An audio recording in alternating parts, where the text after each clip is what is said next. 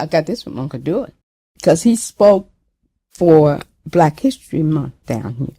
He said that somebody told the mistress there were 4 little foxes down there looking out the window. She got the market basket and went down, thought he was talking about animals, and they were the little Negro children. So, of course, she told the master. So he said, well, just bring them on up here, and he put them in the kitchen.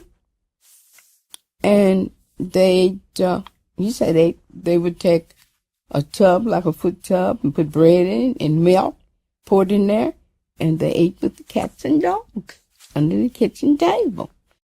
But by being at the big house, they learned to talk, they learned to read, they just learned things. When you're around, you pick up. They were not back there in the field somewhere.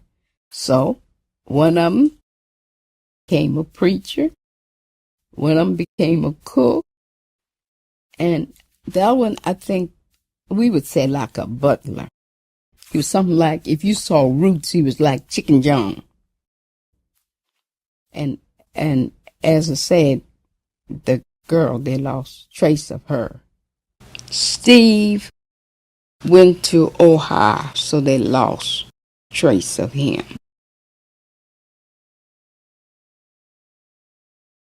And so, and Father John, see, he bought the oxen, and he cut lumber. He was known as a lumberjacket. And if you would read the history of St. Paul's Church, it was John Fox, that's my grandfather.